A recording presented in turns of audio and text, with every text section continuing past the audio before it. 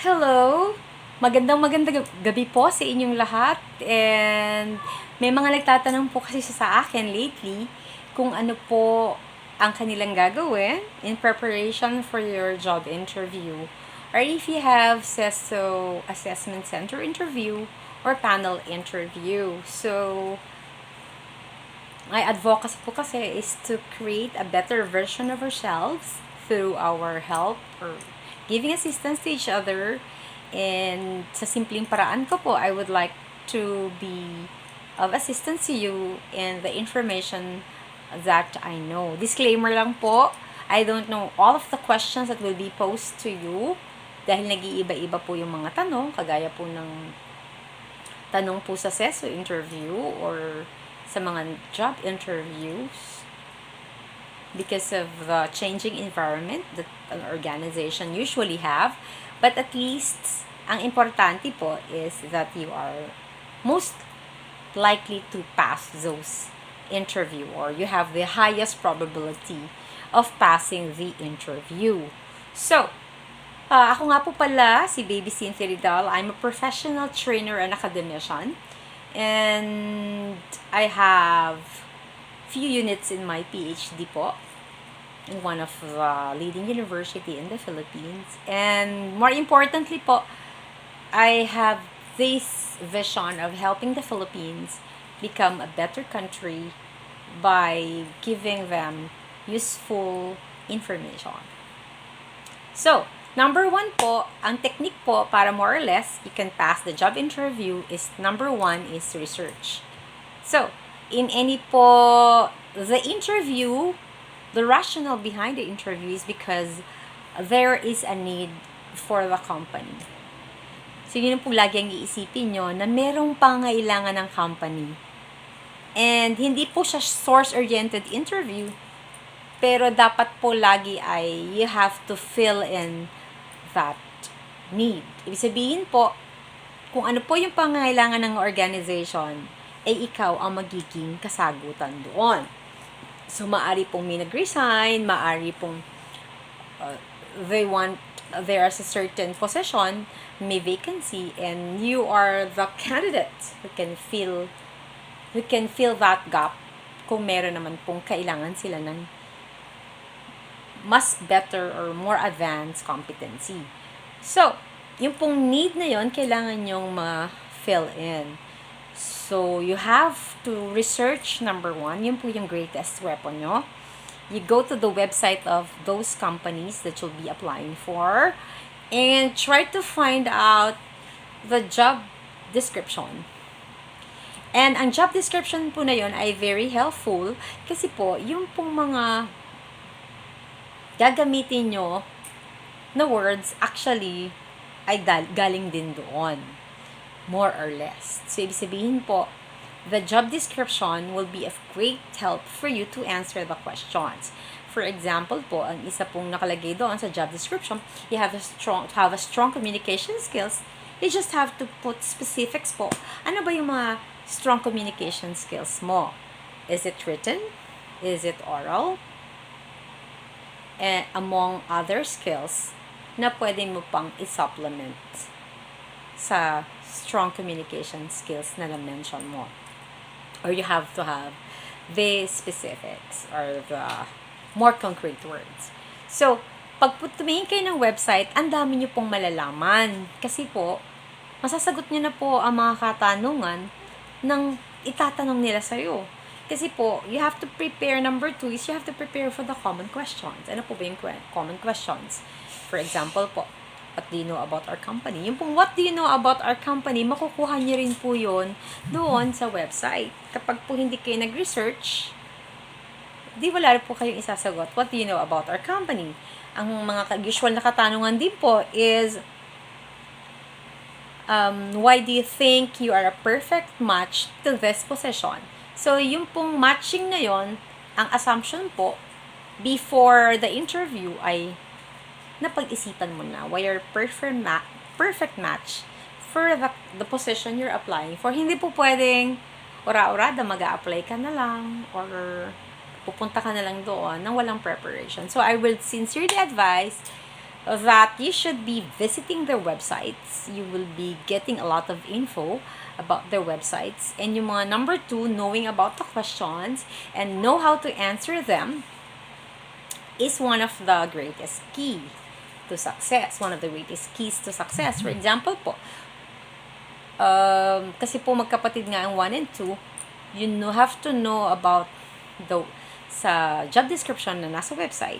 Masasagot mo na rin po yung katanungan of what do you know about the company, what do you know about the position, why you're a perfect match for this position, why are you qualified, why should we hire you over other candidates. And if you're a newbie, why should we give you a chance? And the common questions po is, of course, yung walang katapusang tanong, what is your weakness or what are your weaknesses?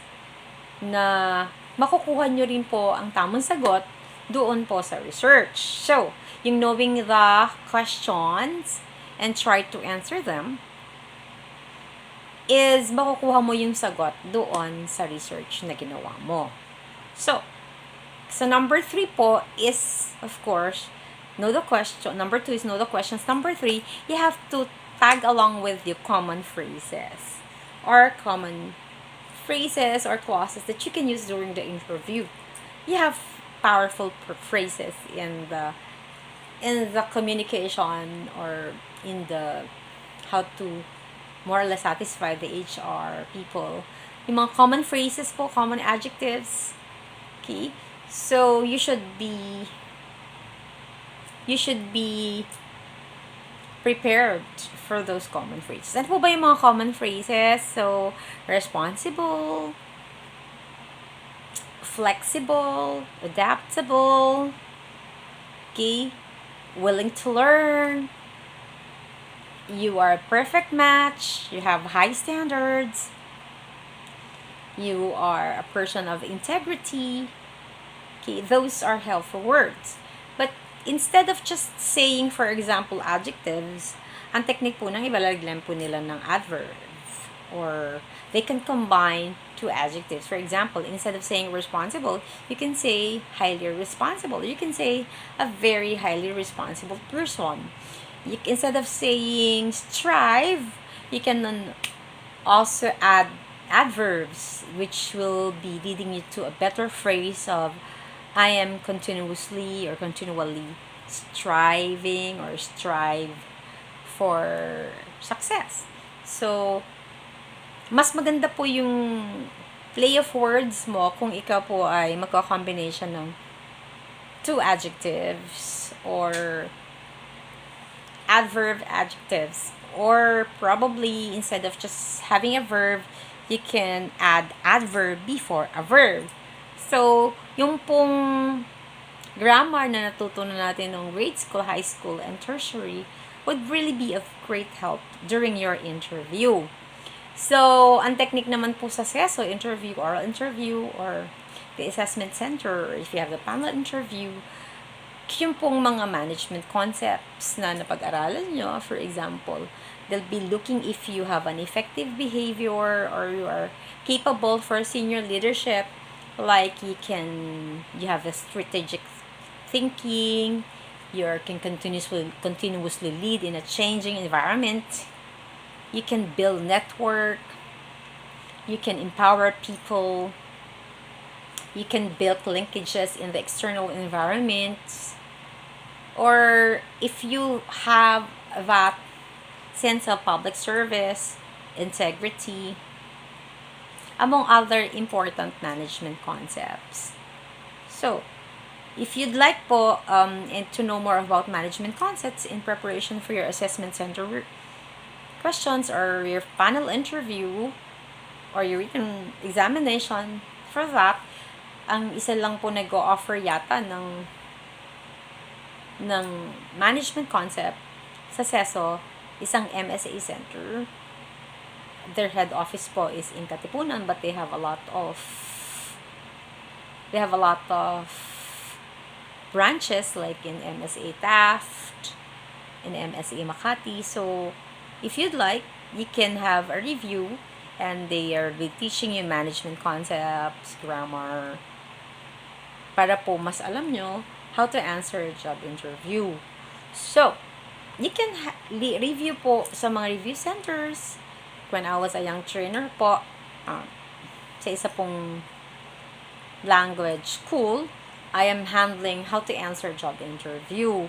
And it's really modular. And during that time po, we're having that for 1 month. So, napaka helpful po yun. And since naman po ngayon, we're living in technology, you can have virtual training. You can just download PDF files. You can learn from YouTube University, and it will be very helpful for you po. And kung ikaw po ay mag-a-apply na ESL teacher, then huwag po kayong matakot pumunta sa native camp. Try to find out the website if you'll be applying there. So, alam niya po more or less it will cater to a Japanese student. So, try to get to know about Japanese people, what they like, how to adapt to Japanese students. And more importantly, yung pong methodology sa teaching. How would you enliven the texts during discussion? How would you handle students, children, adults, senior high, junior high, para po mas maging magaling kang teacher. And I think sa native camp po, mostly professional yung kanilang tinuturuan, then you should know how to handle professional. Kung sa ACADSOC naman po, I think they're handling children, then they should know how to give a great lesson for children. So, it will really take time po para po bago ka po pumunta sa isang interview, sabihin at least, siguro kung talagang medyo sanay ka na rin magturo, it will be easier for you, but I would suggest you still have to prepare 1 or 2 or 3 days. It would be better for you to do research. So, ano po ba yung type of research? You have 2 types of research. You have second-hand information. Sabihin po, if you don't have the access to the primary sources or to the sa tao po na makukuha nyo na info, pwede po kayo mag-second hand. Sabihin po yung mga materials like website, I've mentioned books, PDF files, you can have the Google, the basic info, the Wikipedias. At least hindi po siya for writing or academic purposes, but yung po mga basic info, the definition, and you already have the basic knowledge or the basic definition. It will be of help to you. Okay? So, sobrang importante po nung preparation. And of course, I've mentioned, just to recapitulate, yung pong research, sobrang importante. And yung pong knowing the questions, practice on how to answer them. And then number 3, the power of words and phrases. How you can have better phrases. Okay, instead of saying, okay, flexible, highly flexible. Instead of willing, I am really willing. That would be great. And if you can mention about your willingness to have extra mile. And of course, yung pong weakness na sasabihin nyo, sa huli, is magiging angle po rin niya, will become your strength. Let's see po, na ang sabihin mong weakness, is sigurado po, dapat po hindi nakalagay doon sa job description. In other words, yung weakness mo po ay hindi doon sa basic requirements na sinet ng company. So, for example po, ang isa pong requirement is you should have a strong communication skill. Huwag niyo po sasabihin na wala kang strong communication skill. Ibig sabihin po, try to find a weakness na wala na hindi makaka-contradict sa basic job description mo or sa basic requirements ng company. And hindi po niyo po kailangang magsinungaling. Ang importante lang po is you have to let them know of the weakness you have and that you are willing to be a better person and try as much as you can to get rid of that weakness, or better yet, that weakness is now your strength. If you can show them that your weakness of yours is now becoming your strength, mas maganda po yon. And ang pinakamaganda pong technique is make it sure na yung pong inyong weakness ay hindi nakalagay doon sa job description. Marami po tayong weaknesses or meron po tayong mga weaknesses, pero po hindi po siya dapat yung nakalagay sa job description. Try to find a weakness that not in the job description stipulated by the company. And of course, the fourth technique po is you have to try to prepare for your nonverbal cues. Ano yung pong ibig sabihin nun? Get a mirror po, practice on how you smile, and your facial expressions, and your professionalism should be exuding. Sabihin po, napaka-importante po ng nonverbal cue. Lagi ka ba tumatawa? Or natawa? Lagi ka ba nag-smile? Or na with your eyes, together with your eyes, kapag ini-interview.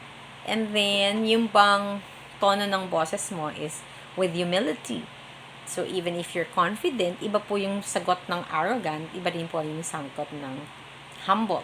So, if they ask you, do you think you're qualified for the job? You can answer that, okay, I believe I am confident because I have been preparing for this job interview and I have been honing my skills in the past and of course until now. So, what I'm trying to say is that the tone of your voice should not be arrogant or condescending, but should be emanating humility. It should exude rather humility, kasi po yun po yung greatest virtue. Kaya nga po si Jesus Christ is just the greatest leader at saka sa greatest person that has lived in this earth. Of course, He's a God. But sa history po ng mankind, isa po siya sa pinagkakainteresan ng buong mundo. Kasi po, yung virtue of humility, sobra-sobra po makikita natin kay Jesus Christ. So, sa interview po, sa lahat po ng inyong communication endeavor, dapat po makikita nila sa tone of your voice, sa gaze po ng eyes mo, and sa body posture mo that you are a humble person and you're willing to learn. Okay? So, again po, just to review,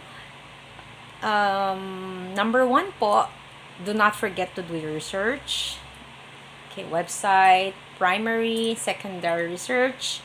Kung may mai-interview po kayo na taga-company, makakatawag po kayo sa guard, sa secretary, and if you can also do secondary research, what are the employees telling about them, what are the good things that the company, or what the people feedbacks about the company, etc., or reviews, product reviews, then you could talk about the greatness of the product and why, and the good thing about the reputation of the company, that they have a solid reputation. Okay, and that's your greatest technique, knowing how to research. Number 2 is, of course, try to do as much as research on the possible questions. Ang dami-dami po nating makukunan ng mga possible questions na ina-ask during the interviews. Okay, YouTube videos, ang dami po niyan. Of course, website, if you'd like written.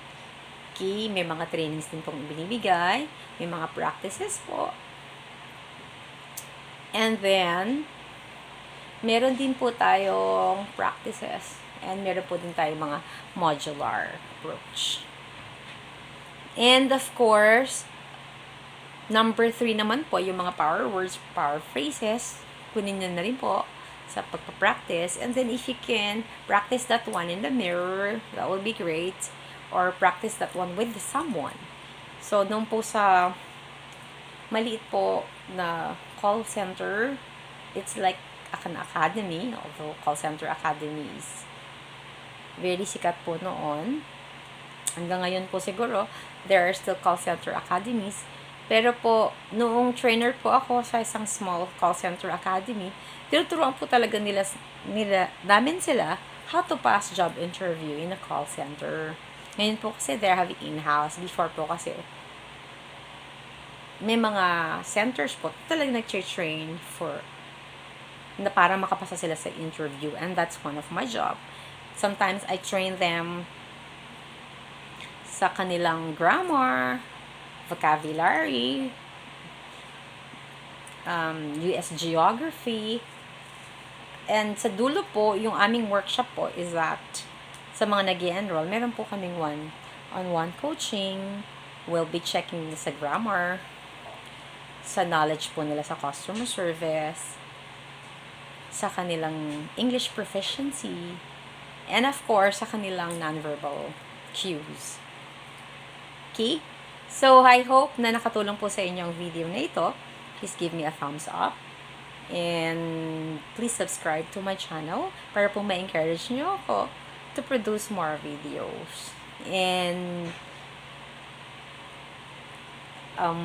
in anything po, just to encourage you, you have to show them that you have the skills, that you have the attitude, that you have the core competencies or the core knowledge for you to be hired. Ang tawag po doon sa Ceso ay underpinning skills, underpinning knowledge, and underpinning attitude, and that you can show them that you have effective behaviors and you have public service and governance skills.